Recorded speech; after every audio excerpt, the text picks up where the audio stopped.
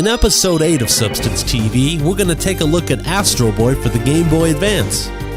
Then we'll move on to Odin Sphere for the PlayStation 2.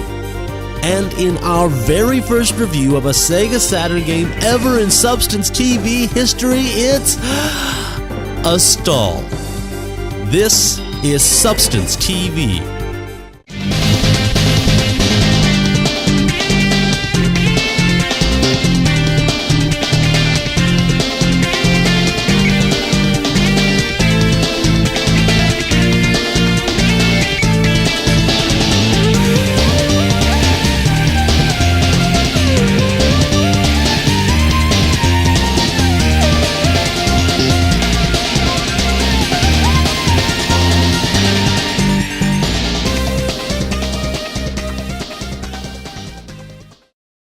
Warning!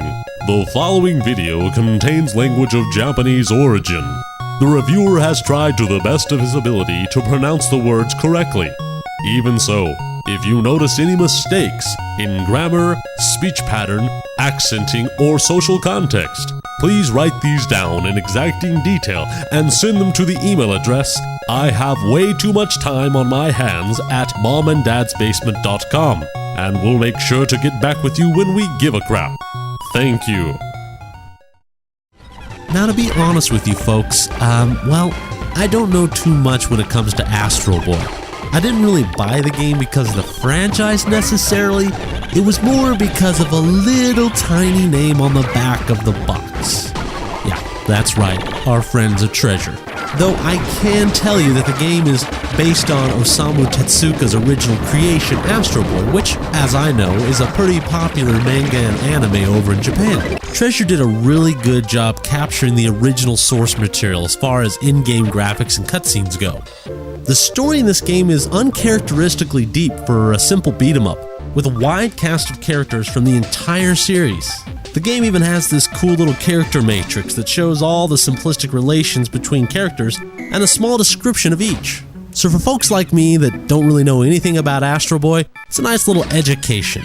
And of course, since this is Treasure, it is an insanely colorful game, with all the neon pink, blue, and green you could ever wish for.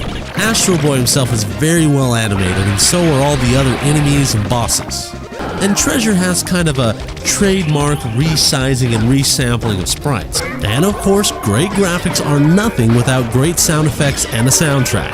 The soundtrack was composed by Nan, also known as Norio Hanzawa. He's one of Treasure's great composers who's also done great games like Gunstar Heroes and Alien Soldier. I gotta say, this is a very well written soundtrack that envelops each level.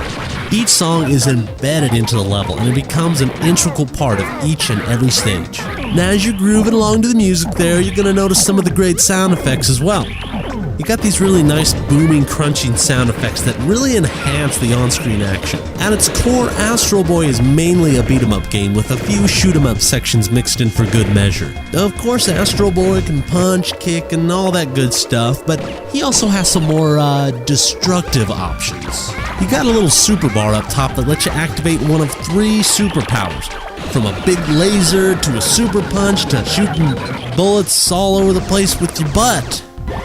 Yeah, that's not weird. A small robot boy in his underwear shooting bullets out his butts, that's completely normal. I'm Chris Hansen with Dateline NBC. As I said before, some of the levels switch up to kind of a shoot-em-up style gameplay. And luckily for us, they're not just thrown in there, they're actually really fun, and you look forward to those levels just as you do the beat-em-up sections. One very small RPG element of this game is the ability to upgrade your weapons and abilities. Now, although you have a myriad of different options to upgrade, the coolest part about it all is that you can actually see what's being upgraded, and the game controls like a dream. The difficulty is right in the middle. Enemies may kill you, but thankfully they have patterns. The best part about this game is it should be insanely easy to find. Even better, this game is really cheap. You'll be able to find a copy of it for no more than $5 at your local game store. This is just another example of Treasure doing what they do best, making a franchise into a great video game. Go check it out.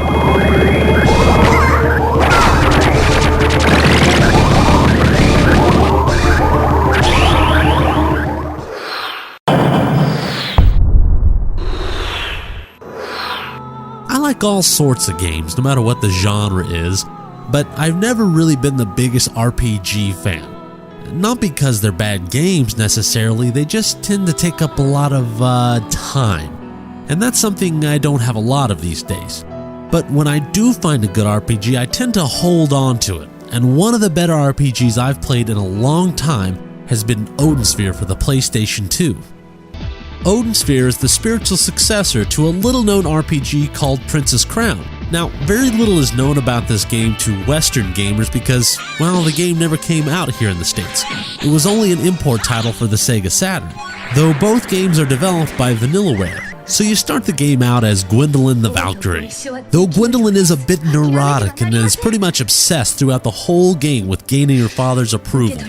Gwendolyn is just one of the 5 characters you'll control throughout this game. I like the fact that you get to play as these other characters. One character you thought was a bad guy in another character's storyline might end up being a good guy in their own storyline depending on the viewpoint you see it from. There's much more to the story than I've gone over right now, but I don't want to ruin the rest of it for you. Needless to say, this game has an excellent story. Odin Sphere has gotten a lot of praise from people for its great graphics, and I gotta say it's well deserved. It has a very fanciful and whimsical character design with over-accentuated characteristics. And the animation breathes so much life into these pixels and sprites. I mean, look at that. Even when the character's idle, not moving at all, there's so much animation, whether they're breathing or their clothes are moving. Bottom line, folks, these are absolutely amazing graphics. Nothing complements great graphics like a great soundtrack. And luckily for us, the composer on Odin Sphere was none other than Hitoshi Sakamoto, well known for great games such as Gradius 5, Final Fantasy Tactics, and many more.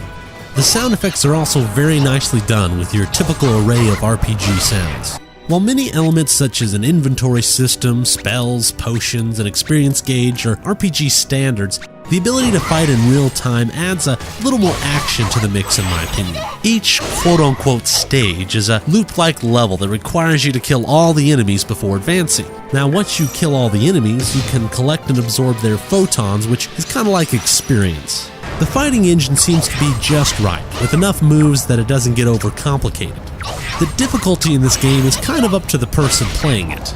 Those who rush through the game may have a little bit more difficulty than those who grind through each level, gaining more experience. Even though the PS3 is Sony's flagship system, the PS2 is still going strong with the biggest user base of any video game system out there. So ergo, it should be pretty easy to find a copy in your town for about $20 and higher. Atlus has put out some really great RPGs for the PS2 lately. Games like Persona have gotten such a huge fan base here in America that they otherwise wouldn't have. Now, as great as these games are, don't let Odin Sphere pass you by. It's just as good, if not better. As a guy who doesn't really have a lot of RPGs, this title is a must-own.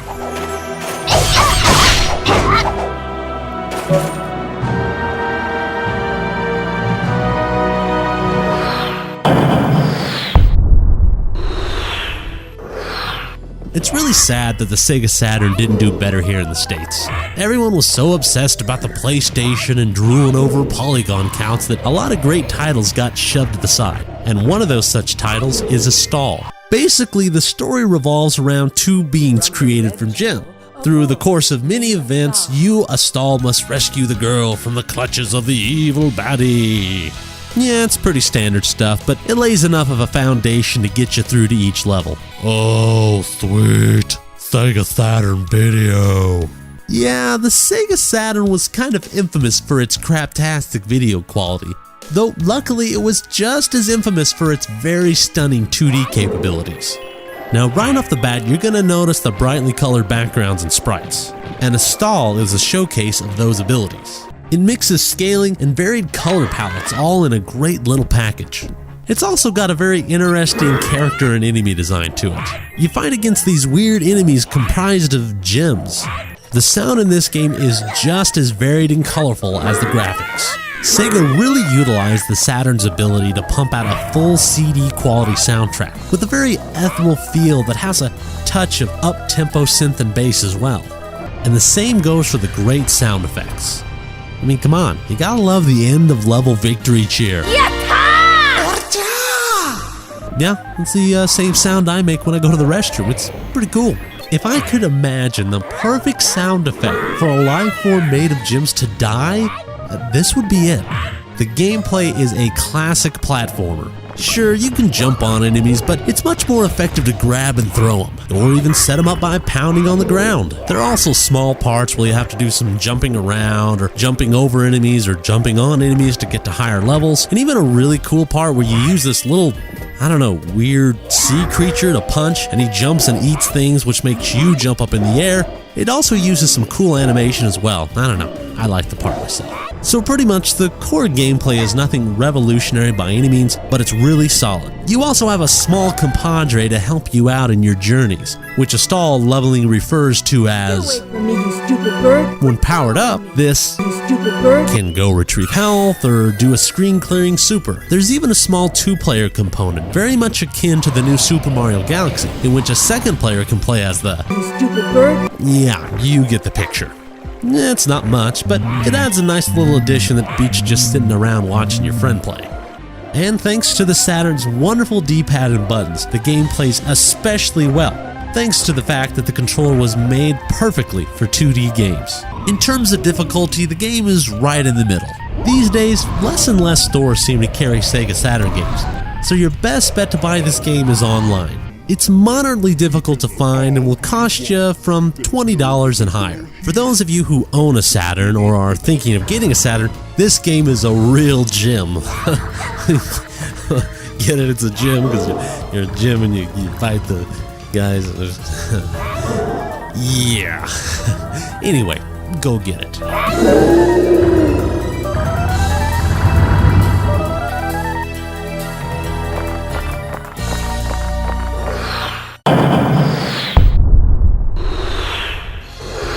And that is it for episode number 8 of Substance TV. And Eric and I would like to send a special thanks to John, Ito, and the rest of the crew over at RetroWare TV.